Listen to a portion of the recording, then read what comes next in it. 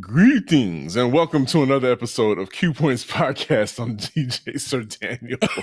That surprised me. Hey, y'all. My name is Jay Ray, sometimes known by my government as Johnny Ray Cornegay III. And if you can't tell, it's spooky season. And you know how we do here at Q Points. We got stuff to talk about. If you couldn't tell by my intro, like Jay Ray said, it's spooky season, so we gotta scare it up a little bit. Now, my eye, you shot me in the eye. Why did you shoot me in the eye? I would have shot you in the body, but you shot me in the eye. Jay Ray, when I think back on the topic of horrorcore, yes, because remember that was a thing. That was a thing. It's a thing. It kind of still is, but yes, it was a thing. And go ahead. I wondered, is this the most controversial subgenre of Black music ever produced? Ooh, that is a good question. I don't think horrorcore is the most controversial subgenre of music, because I do think that there are pieces of punk that really do hold the mantle in terms of because really what we're talking about is what makes society uncomfortable. Mm-hmm. What I do think horrorcore did for hip hop is kind of made some of it more interesting because of the nature of the style of music, where it gave, I think, artists an opportunity to kind of rap beyond the confines of reality. You know what I'm saying? And anytime that Black folks get the opportunity to do that, I champion it. But I have over the years found horrorcore to be a fun curiosity. Not an everyday listen for me, not my thing, but absolutely a fun curiosity. And I'm happy that we get a chance to talk about it. Fun curiosity belongs on the t-shirt. Fun curiosity is right up there with I wish I liked this more. And I'm just not the demographic for this music. Horrorcore I was never attracted to it. I didn't find anything outside of the classic that My Mind's Playing Tricks on Me is. Outside of that, horrorcore never really appealed to me. To me, it seemed very gimmicky. I understand the desire to tell stories, and when you think about it, horrorcore has been around. Well, we couldn't even call it horrorcore back then. It was storytelling. So you had Dana Dane with Nightmares. You had the Fat Boys talking about Freddy and Nightmare. Will Smith had a Nightmare on Elm Street record. Yeah. There's The Freaks Come Out at Night. I guess that's a scary record. Thriller by Michael Jackson, of course, is the I guess horrorcore pop R&B record then? Would that be considered that? But it's fun. Horrorcore came around in the mid-90s and there was just nothing fun about it. There was nothing redeeming. We're not going to get out and bust a move to some hardcore records. The DJ was not dropping that in the middle of the dance floor. Yeah, so that is interesting. You're absolutely right. So when we look at the nature of horrorcore and kind of its origins, it's interesting. So as we were preparing for this show, I was like, okay, so I remembered Brotha Lynch Hung, which is really far to like the far end of horrorcore. We'll talk about him later. Of course, the Geto Boys, of course, the Gravediggers. So we're going to talk about like some of the highlights, right? But one of the things I discovered is two things. So the term horrorcore as a word was first used by a group called KMC in 1991. So they had this record. It was called 3 Men with the Power of 10. And what's unique about this record, so I went and I found the record. We'll make sure that we include the link to the playlist in the description, is the record is a hip hop record of its time, but it does include spooky sounds is the best way I can describe it. And it includes exaggerated rhymes. You know what I'm saying? Which become a hallmark of horrorcore, where it's just like you're not just pew-pewing somebody, you're like pew-pewing them and like doing all this other stuff in addition to the pew-pew. You know what I mean? There's some dismemberment going on. Dismemberment, all types of stuff. But that term horrorcore kind of showed up in that particular record. But you know, the true pioneers, although Kool Keith will say that he is the originator, and he's not completely wrong because of some of the stuff he spit on Critical Beatdown. But the Geto Boys truly are like true pioneers of this. So they have a song from their first record called Assassins. It's disturbing. So disturbing in the sense of Willie, Bill, and Scarface always just kind of took the violence too far, right? Yeah. So Assassins is telling three different stories because it's three different MCs. And it starts off regular, of course, and then it devolves into like, wait, why would you do that to somebody? Because it gets ridiculous. And I get why folks would consider this kind of like, this is really the beginning of horrorcore, right? It is the scariness of it, the grotesqueness of the descriptions that make this thing work. Of course, leading into, in the mainstream, we had My Mom's Playing Tricks on Me, which of course did the psychological horror Paranoia. sort of thing. Yeah, and the music video was disturbing at the time. And it took place in Halloween. And it took place on Halloween. So the Geto Boys truly are like pioneers of what horrorcore ultimately became, because they were not afraid to exaggerate the violence in this kind of really far-fetched way. But definitely folks should go back and check out Assassins, because it really does describe horrorcore, I think, at its origins. Absolutely. And one other point I'd like to make about My Mind's Playing Tricks on Me specifically is that I think that song in particular made its way into the often rigid souls of hip hop's main audience at that time, which is adolescent boys, specifically Black boys. And this is a time when nobody is checking on Black men and Black boys emotionally, or checking in with them, or trying to figure out why are they attracted to this, and why are they having such emotional outbreaks, and just thinking that, oh well, this is just violent. They're just violent by nature. When no, the actions are violent, but the violent actions have something behind it. There's some hurt behind that. And so I think that the Geto Boys, and we're talking about it more today, that song tapped into that aspect and kind of gave voice, kind of gave language to young Black men at that point, as far as what they were feeling emotionally, but still unable to communicate it to other people.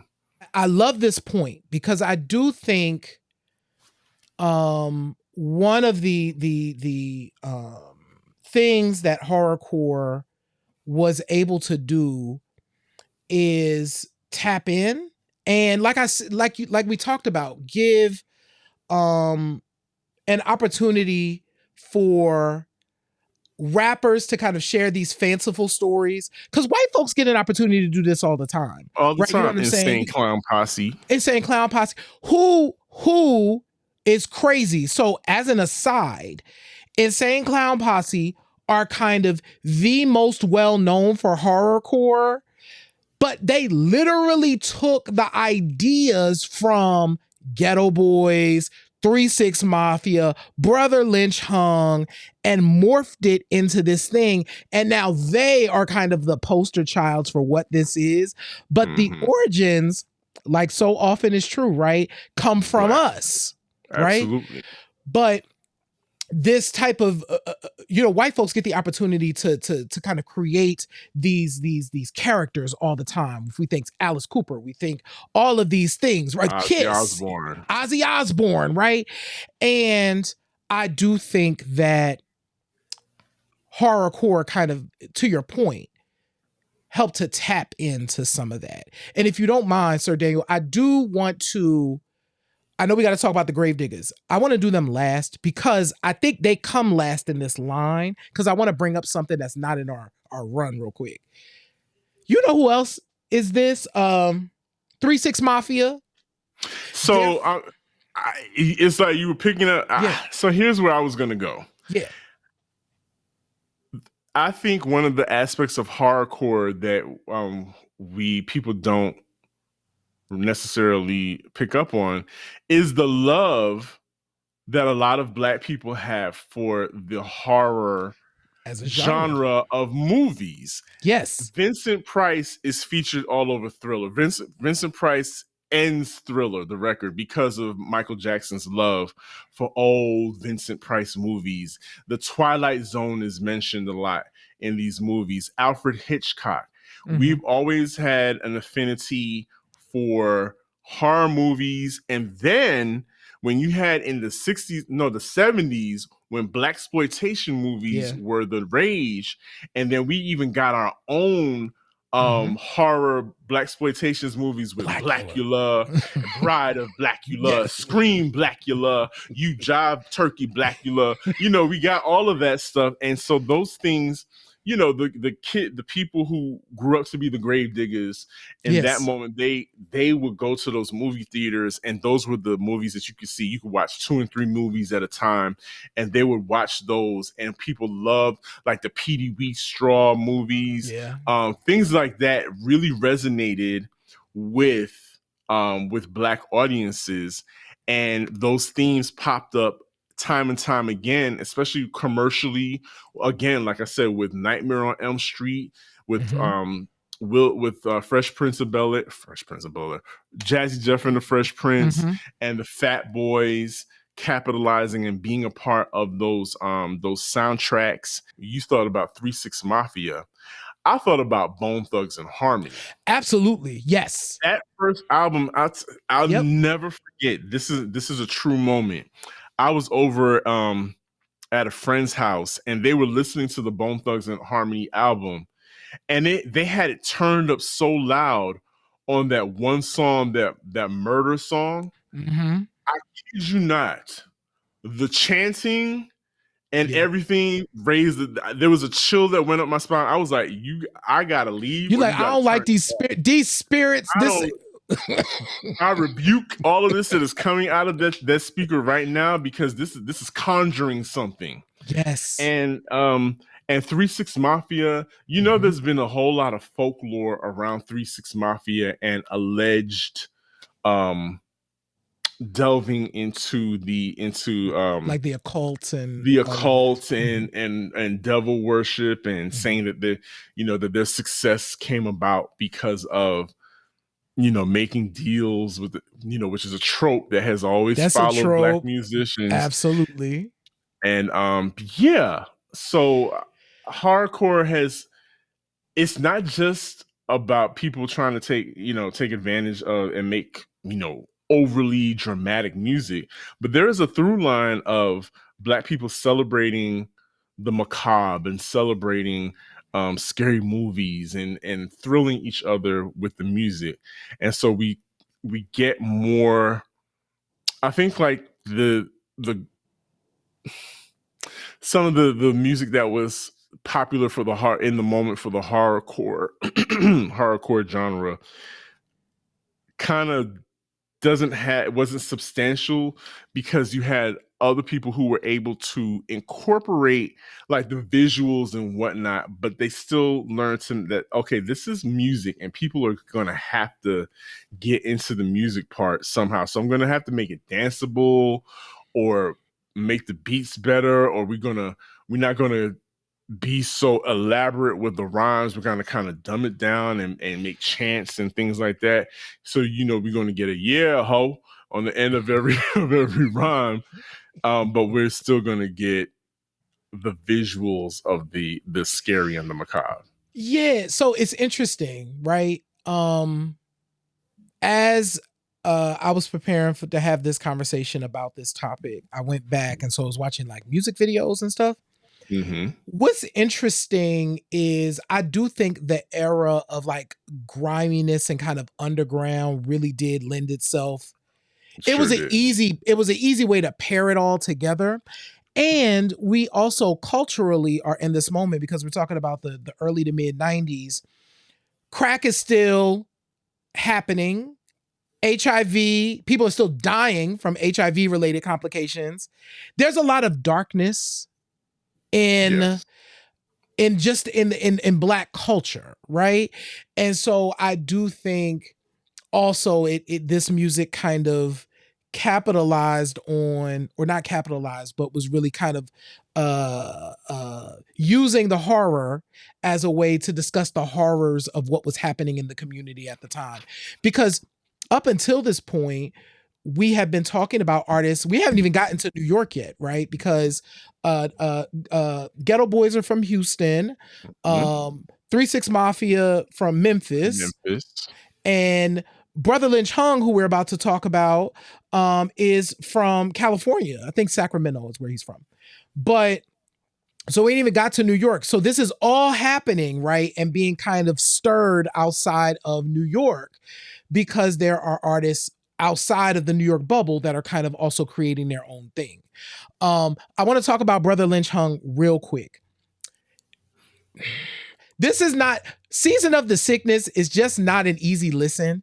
Now, what's really cool, I will say this. In preparing for this, I went back and I pulled the songs from Season of the Sickness. Brotha Lynch Hung has now gone in and basically created visuals for every song on this album. So you now not only get the chance to listen to the record, you get the opportunity to just kind of see a visual associated with it. But Brotha Lynch Hung, Season of the Sickness comes out in 95, actually the same year. So horrorcore is really blowing up in 95 because, of course we got the 3 6 Mafia and Brotha Lynch Hung happens. Brotha Lynch Hung is doing this thing called Rip Gut is what he names it. And it is extreme. Now, that production is real tight. It's real West Coast 90s, right? Okay. He's clearly skilled as a rapper and a storyteller. And he's also not afraid to delve into topics that are extreme and obscene. And he has a whole audience that absolutely loves what he does. So he's still able to work today and do all the things that he does. And this particular record, Season of the Sickness, if you're in my mind, if I'm looking for two records that kind of explain, that really codify horrorcore, it's going to be the 3 6 Mafia record. Was it Mystic Music, I think is the debut, and Season of the Sickness by Brotha Lynch Hung, which is wow to listen. I couldn't even get through some of the songs. I'm like, yeah, see, I'm good. I'm gonna be honest, until you mention him, I don't recall. I don't remember this brother. He was too extreme. Like you couldn't play the stuff on any type of platform because it was just that bleeding edge. It's like right at the edge of what you can do. Well, here's the thing about being this niche of an artist is that although you're not made for mainstream and the mainstream isn't really picking up on this, you can develop an occult following. Yes. And what we've seen with people like Brotha Lynch Hung is that although the mainstream and you may not be making mainstream money, there are definitely venues available to people that are into this. I mean, and there are people that are really into this brand of hip hop and are keeping it alive. Like you said, Mm, Insane Clown Posse is to this day is still touring, and nowadays everything is about packaging mhm, and putting things in packages. So there is a way to continue making money off of this particular genre of or leaf from the hip hop tree, from the mhm, hip hop branch. I now what I will say is that although there is not hardcore isn't practiced blatantly like it is, but I will say this. Some of the music that we have today, it's that really the dark. music that came out in the 2010s, it may not have been labeled hardcore, but it was horrifying to me. Yeah, yeah, yeah. There was a they you know I always talk about vibrations and things that made me feel uneasy, music that made me feel uneasy. Some of that music for sure made me feel uneasy, especially when we get to 2015, when we get to see the movement from Chicago, Yeah. especially with what's that young man, Oh, who got shot? no, not that one, the one that's still alive, Oh, that's still. Oh, you talking uh about Chief Keef? Chief Keef. Mm-hmm. There is, to me, it's all about energy and the Mm-hmm. energy that you wield. And there is a darkness that his movement kind of kind of took over young people. Mm-hmm. And that's why we use the terminology YNs now, because they've taken on this posture and this appearance of boogeymen, Mm. people to be afraid of. And so they're posturing, they all look the same, they're they're dressed in black, wearing hoodies in the summertime, the poosh shiesties of it all, with the masks, and you don't know whether or not they're coming to do you harm. They have taken on this posture of the boogeyman. And so I think what we're seeing now is a kind of a revolution or evolution of horrorcore into this um into what we refer to as trap music, or Yeah. YN music, or that's what it's evolved into. So it's not where I think there was an entertainment aspect of at first. I think has now creeped into the subconscious and the actions and the vibrations that a lot of these young people are living, and living their lives, and living through that. And and you can see it in the lack of reverence for life. Yeah. Not for nothing, the way some of these young people are able to just shoot and kill each Hold on. other. Is that a rutabaga? That was a rutabaga. Hold on, I'm recording. Thank you. Okay. We're back. Rutabaga. But the way that they're able to disrespect each other's life, and the whole everybody is your op, or I've got ops and I'm smoking on my ops. You'll take their ashes and you roll them up and you smoke. All of that stuff is, I think, is a direct descendant of horrorcore, and which I don't feel has a value or has a nurturing value to our community. It's interesting that you mentioned that, because the other group that we want to talk about, we finally have made it to New York, y'all. So, Gravediggers. So this is a super group essentially. So it's Prince Paul, RZA, Fruquan. Who's the other brother? Too Poetic is the other brother. So it's four of them. Gravediggers comes out. I think this is 94, and 6 Feet Mm-hmm. Deep is the album. You know what I mean? But now here's what's interesting, and I didn't know this until preparing for this show. So Fruquan was saying like, "Oh yeah, we did use the horrorcore kind of." He didn't say this part. they use the horrorcore kind of idea, but Gravediggers, hold on, I got the quote. Gravediggers, it means, this is so New York.